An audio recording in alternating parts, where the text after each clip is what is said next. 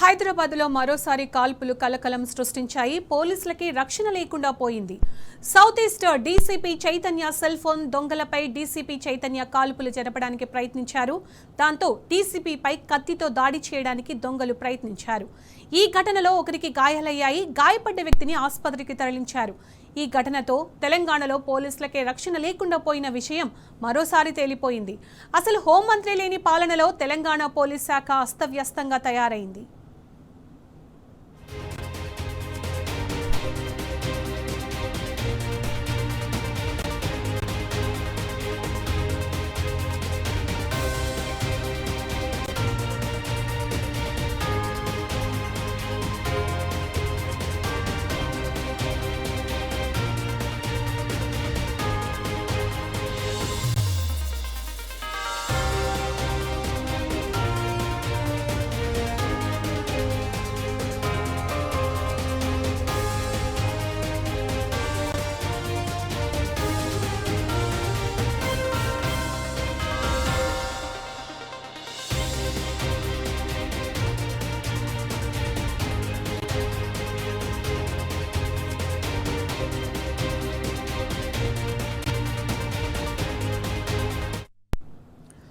తెలంగాణలో పోలీస్ శాఖ అస్తవ్యస్తంగా తయారైంది. హోంమంత్రి లేని పాలనలో తెలంగాణ పోలీసులు ఆగమవుతున్నారు.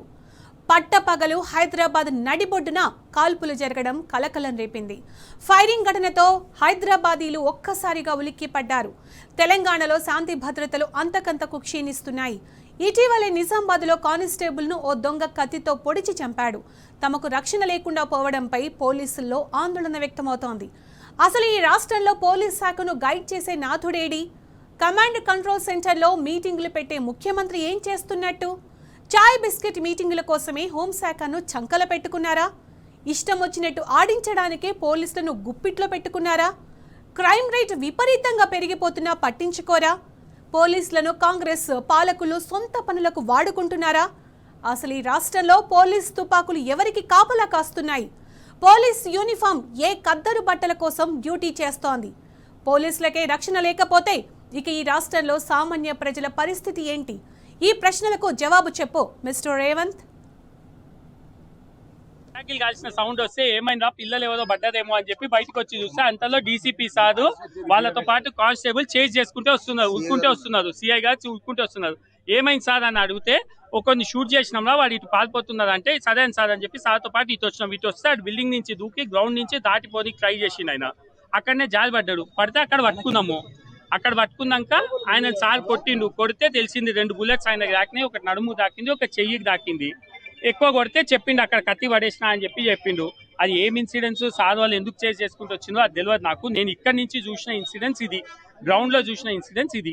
నాకు తెలిసినంత వరకు 45 मिनट्स बिफोर आईना वार्ता थी। हम आते हैं इसको केयर हॉस्पिटल में एम्बुलेंस में लेके गए। स्पॉट में हम अपना डीसीपी साहब और चंद्राट इंस्पेक्टर ఓన్లీ 1 పర్సన్ ఓన్లీ ఒక్కరే ఉన్నారు. 1 పర్సన్ ఒక్కరే ఉన్నారు. నేను వచ్చేసరికి అతన్ని పట్టుకొని అంబులెన్స్ లో తీసుకెళ్తున్నారు, కేర్ హాస్పిటల్ తీసుకెళ్తారు. అప్పుడే డీసీపీ గారు వచ్చి ఆల్రెడీ 2 కాల్పులు కలిపితే ఒకటి చేతుకు ఒకటి నడుముకు బుల్లెట్ తగిలింది. అక్కడ అయినా తగినా సరే వచ్చి మా ఇంటి పై నుంచి వచ్చి గ్రౌండ్ లో దుంకిండు. గ్రౌండ్ లో దుంకగానే వచ్చి మళ్ళీ కూడా అక్కడ చెట్టు పైన వచ్చి జాలి ఎక్కి మెయిన్ రోడ్ కు పారిపోదామని చూసిండు. అప్పటికి ఇక్కడ ఉన్న వాళ్ళందరూ పట్టుకొని అరవగానే మన చేజ్ చేసుకుంటూ డీసీపీ గారు ఈ రోడ్ నుంచి వచ్చేసి స్పాట్ లో పట్టుకొని తీసుకెళ్లారు. జస్ట్ అది మేము వచ్చేసరికి అప్పుడే పట్టుకొని అంబులెన్స్ తీసుకెళ్తున్నారు. యాక్టివ్గానే ఉన్నాడు వీళ్ళు వచ్చేసరికి. కానీ బుల్లెట్ మాత్రం 2 బుల్లెట్స్ మాత్రం అక్కడ వెనకాల నుంచి మన ఇంటి బ్యాక్ సైడ్ నుంచి గ్రౌండ్ లకు దుంకిండు అనమాట. దుంకగానే ఇక్కడ ఉన్న వాళ్ళు చూసి పట్టుకోనికి ప్రయత్నిస్తే అతను వచ్చి చెట్టును పట్టుకొని మెయిన్ రోడ్ కు దుంకుదేద్దామని ప్రయత్నించారు. మన వాళ్ళు అంటే స్టాపింగ్ దొంగతనం చేస్తున్నాం అనుకొని కొట్టడానికి పోయి దగ్గరికి వెళ్ళగానే కింద దిగిండు. అంటే స్లిప్ అయిపోయిండు. అప్పటికే డీసీపీ గారు వచ్చేసి స్పాట్ లోనే వాడిని బెదిరించి తీసుకొని వెళ్ళి హాస్పిటల్ కు అంబులెన్స్ లో వచ్చింది. అప్పుడే అంబులెన్స్ లో తీసుకొని కేర్ హాస్పిటల్ తీసుకెళ్ళానని చెప్పి కేర్ హాస్పిటల్ అని తెలుసు. అది డీసీపీ గారే డైరెక్ట్ షూట్ చేసారు. డీసీపీ గారు ఇన్స్పెక్టర్ గారు ఉన్నారు, మురారి సార్.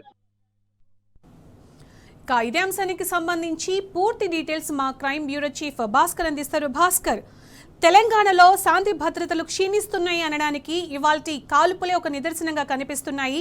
అప్డేట్స్ ఏంటి దీనికి సంబంధించి?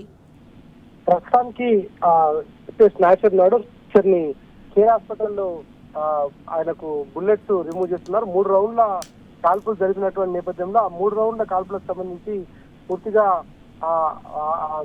బుల్లెట్స్ ను రిమూవ్ చేసేటువంటి ప్రక్రియ కొనసాగుతుంది. మరోవైపు సాయి చైతన్య ఇంతవరకు తెలియలేదు. కమిషనర్ కేర్ హాస్పిటల్ కి వచ్చారు, హైదరాబాద్ పోలీస్ కమిషనర్. ఆయన పరిస్థితి అంతా కూడా అడిగి తెలుసుకుంటున్నారు. ఇటు ఉన్నతాధికారులతో మాట్లాడుతున్నటువంటి పరిస్థితి కనిపిస్తోంది. ఇక మధ్యాహ్నం జరిగినటువంటి ఇన్సిడెంట్ తో ఒక్కసారిగా మలక్పేట్, కాదర్ఘాట్, సుల్తాన్ బజార్ ఈ ఏరియా అంతా కూడా ఉలిక్కి పడినటువంటి పరిస్థితి కనిపిస్తోంది. ప్రస్తుతం పోలీసులకు రాష్ట్రంలో రక్షణ కరువైనటువంటి మాత్రం చాలా స్పష్టంగా తెలుస్తా ఉంది. సెల్ ఫోన్ దొంగపై కాల్పులు జరిపినటువంటి నేపథ్యంలో సెల్ ఫోన్ దొంగ దగ్గర నైఫ్ పెట్టుకొని, కత్తి పెట్టుకొని తిరుగుతున్నాడు. ఆయన యూనిఫామ్ లో ఉన్నటువంటి డీసీపీ మీదికి అటాక్ రావడం అంటే పోలీసులు అంటే ఎంత భయం లేకుండా పోయిందో చాలా స్పష్టంగా తెలుస్తోంది. మొత్తం రాష్ట్రంలో పూర్తిగా దొంగలు, చైన్ స్నాచర్లు, ఎక్కడికక్కడ పాత అఫెండర్ అంతా కూడా మళ్ళొకసారి మేలుకున్నటువంటి పరిస్థితి కనిపిస్తోంది. పట్టపగలు హైదరాబాద్ నడిబొడ్డున ఈ కాల్పుల కలకలంతో ఒక్కసారిగా నగరం ఉలిక్కి పడేటువంటి పరిస్థితి కనిపిస్తోంది. ఫైరింగ్ తో ఒక్కసారి అంతా కూడా హైదరాబాద్ ప్రజలు భయపడ్డటువంటి పరిస్థితి కూడా కనిపిస్తోంది. తెలంగాణలో ఎక్కడా కూడా శాంతి భద్రతలు కంట్రోల్లో లేవన్నటువంటిది చాలా స్పష్టంగా కనిపిస్తోంది. ఎందుకంటే ఇవాళ రాష్ట్రంలో జరుగుతున్నటువంటి పరిస్థితులు చూస్తూ ఉంటే దానికి అర్థం పట్టే విధంగా ఉన్నాయి. నిజామాబాద్ లో మొన్నటి ఇన్సిడెంట్ మరొక ముందే మరోసారి ఇవాళ హైదరాబాద్ లో ఏకంగా మొన్న కానిస్టేబుల్ పైకి బైక్ దొంగ కత్తితో పొడిచి చంపేసినటువంటి పరిస్థితి. ఇవాళ డైరెక్ట్ ఒక ఐపీఎస్ అధికారి, డీసీపీ స్థాయి ర్యాంక్ ఐపీఎస్ అధికారిని సౌత్ ఈస్ట్ జోన్ లో ఉన్నటువంటి డీసీపీ పైనకు కత్తితో దాడి చేసి పారిపోతున్న క్రమంలో గన్మెన్ దగ్గర ఉన్నటువంటి వెపన్ తో ఆయన 3 రౌండ్ల కాల్పులు జరపడంతో ఆయనకు బుల్లెట్లు దిగి అక్కడే పడిపోయినటువంటి పరిస్థితి కనిపిస్తోంది. ఏది ఏమైనా ఇవాళ రాష్ట్రంలో ఆ కేబినెట్ కు సంబంధించినటువంటి మంత్రి లేకపోవడం, హోంమంత్రి కేబినెట్ లో లేకపోవడం, ముఖ్యమంత్రి శాఖ ఆయన దగ్గరే ఉండటంతో ఇష్టానుసారంగా వ్యవస్థ అంతా కూడా అస్తవ్యస్తంగా కొనసాగుతోంది. ఎప్పుడు చూసినా ఢిల్లీ పర్యటనలతో బిజీగా ఉన్నటువంటి ముఖ్యమంత్రి పోలీసులకు సంబంధించినటువంటి ఎప్పటికప్పుడు మీటింగ్స్ పెట్టకపోవడం, వాళ్ళు సూపర్వైజ్ చేయకపోవడం ఇదంతా కూడా చాలా గందరగోళం చదివిస్తూ ఉంది. కమాండ్ కంట్రోల్ సెంటర్ రావడం, వివిధ శాఖల పైన చర్చ జరపడం, ఆ శాఖల గురించి తెలుసుకోవడం, వెళ్ళిపోవడం. కానీ హోంమంత్రిత్వ శాఖకు సంబంధించినటువంటి మాత్రం ఎక్కడా కూడా ఇంతవరకు సమావేశం జరిగినట్లేదు. ఇక ఆ గంజాయి బ్యాచ్, డ్రగ్స్ బ్యాచ్ తో వైపు హైదరాబాద్ అల్లకల్లోలం అవుతా ఉంటే ఇప్పుడు చైన్ స్నాచర్లు, సెల్ ఫోన్ స్నాచర్లు, బైక్ స్నాచర్లతో మరోవైపు ఆగమాగం అవుతున్నటువంటి పరిస్థితి కనిపిస్తోంది. ఇదంతా చూస్తూ ఉంటే హైదరాబాద్ బీహార్ ను తరదల్లే విధంగా ఇవాళ తయారవుతున్నటువంటి పరిస్థితి తెలంగాణ స్టేట్ లో కనిపిస్తోంది. ప్రస్తుతం ఈ కేసుకు సంబంధించి పోలీసులు ఏం యాక్షన్ తీసుకుంటారు, ఎట్లా ముందుకు పోతారని తెలుసుకునేటువంటి అధికారికంగా తెలుసుకున్నటువంటిది అయితే మరి కాసేపట్లో తెలిసే అవకాశం కనిపిస్తోంది. హైదరాబాద్ పోలీస్ కమిషనర్ ప్రస్తుతానికి చాదర్ఘట్ లో ఉన్నటువంటి కేర్ హాస్పిటల్ సంబంధించినటువంటి దానికి దగ్గరికి చేరుకున్నాడు. అక్కడ ఆ స్నాచర్ కు సంబంధించినటువంటి డీటెయిల్స్ తీసుకుంటున్నాడు. సాయి చైతన్య కూడా ప్రస్తుతం సిపితోనే ఉన్నాడు. ఆయన మరి కాసేపట్లో స్పాట్ కి ఏదైతే విక్టోరియా గ్రౌండ్ ఉందో ఆ గ్రౌండ్ దగ్గరకు వస్తారు. అక్కడ నుంచి హైదరాబాద్ కు వచ్చి దీనిపైన మాట్లాడే అవకాశం కనిపిస్తోంది.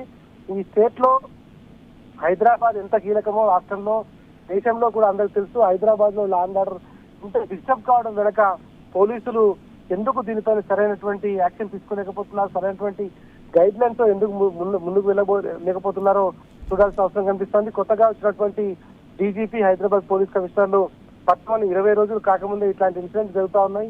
వీటిపైన లోతైనటువంటి సూపర్వైజింగ్ చేయాల్సినటువంటి అవసరం కనిపిస్తోంది. కింది స్థాయి అధికారులకు ఎప్పటికప్పుడు సూచనలు చేయాల్సినటువంటి అవసరం కనిపిస్తోంది. 10 ఏళ్ల పాటు అద్భుతంగా ఉన్నటువంటి లా అండ్ ఆర్డర్ ఎందుకో ముఖ్యమంత్రి కేసీఆర్ దిగిపోగానే పూర్తిగా రివర్స్ అయిపోయినటువంటి పరిస్థితి కనిపిస్తోంది.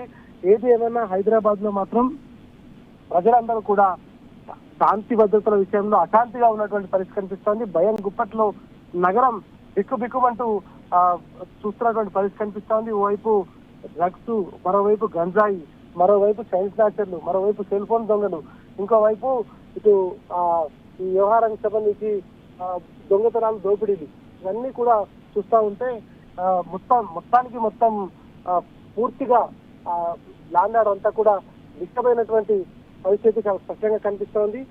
నేపథ్యంలో దీనిపైన ఖచ్చితంగా యాక్షన్ తీసుకోవాల్సినటువంటి అవసరం అయితే కనిపిస్తోంది. ఎప్పటికప్పుడు సూపర్వైజింగ్ చేయాల్సినటువంటి అవసరం కూడా కనిపిస్తోంది.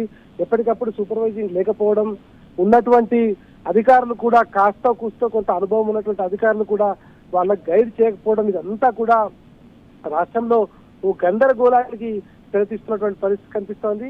ఏది ఏమైనా హైదరాబాద్ లో మాత్రం లా అండ్ ఆర్డర్ పూర్తిగా అదుపు తప్పిందని చెప్పుకోవచ్చు. తెలంగాణ అంతా కూడా మొత్తం ఇదే పరిస్థితి కనిపిస్తోంది. డీజీపీగా ఛార్జ్ తీసుకున్నటువంటి శివధర్ రెడ్డి మాకు ఏ బుక్స్ లేవని చెప్పారు, కానీ పోలీసులకు సరైనటువంటి గైడ్ లైన్స్ బుక్ ద్వారా కనీసం ఇచ్చేటువంటి ప్రయత్నం చేయడం లేదనేటువంటి విమర్శలు కూడా బీఆర్ఎస్ పార్టీ నుంచి బీఆర్ఎస్ వర్కింగ్ ప్రెసిడెంట్ చేసినటువంటి నేపథ్యంలో ఇవాళ అదే స్పష్టంగా కనిపిస్తోంది. పోలీసులు నిజంగా కూడా గ్రౌండ్ లెవెల్లో దాన్ని ఈ మొత్తం వ్యవహారంలో లా అండ్ ఆర్డర్ కంట్రోల్లో పెట్టాలి తప్ప కేవలం మైకులకు మాత్రమే పరిమితం అవుతున్నారు అనేటువంటి చాలా స్పష్టంగా కనిపిస్తుంది. ఇవాళ డీసీపీ స్థాయి ర్యాంక్ ఆఫీసర్ పైన దాడి జరిగేటువంటి వరకు వచ్చిందంటే ఇటు క్రిమినల్స్ ఎంత పెద్ద ఎత్తున రెచ్చిపోతున్నారో చూడాల్సినటువంటి అవసరం కనిపిస్తోంది. ఇప్పటికైనా గతంలో జరిగినటువంటి వాటిని దృష్టిలో పెట్టుకొని ఇప్పటికైనా సరైనటువంటి గైడ్ లైన్స్ తో ముందుకు వెళ్తే వీళ్ళందరినీ కూడా కంట్రోల్ చేసేటువంటి పరిస్థితి ఉంటుంది. లేకపోతే పూర్తిగా బీహార్ ను తలదన్నే విధంగా, ఇప్పటికే బీహార్ లాగా తయారైనటువంటి స్టేట్ బీహార్ ను తలదన్నే లాగా అయ్యేటువంటి అవకాశం కనిపిస్తోంది. ప్రస్తుతం ఈ అంశానికి సంబంధించి పోలీసులు యుద్ధ ప్రాతిపదికన క్రిమినల్స్ పైన చర్యలు మొదలు పెట్టాలి. లేకపోతే హైదరాబాద్ ప్రజలు ప్రాణాలు గాల్లో ఉన్నటువంటి పరిస్థితి కనిపిస్తోంది. లా అండ్ ఆర్డర్ పూర్తిగా డిస్టర్బ్ అయి శాంతి భద్రతలు లేకుండా ఆగమాగమై మొత్తం ప్రజలంతా కూడా ఇబ్బంది పడేటువంటి పరిస్థితి అయితే చాలా స్పష్టంగా కనిపిస్తోంది. Sunita. Right Bhaskar, thank you.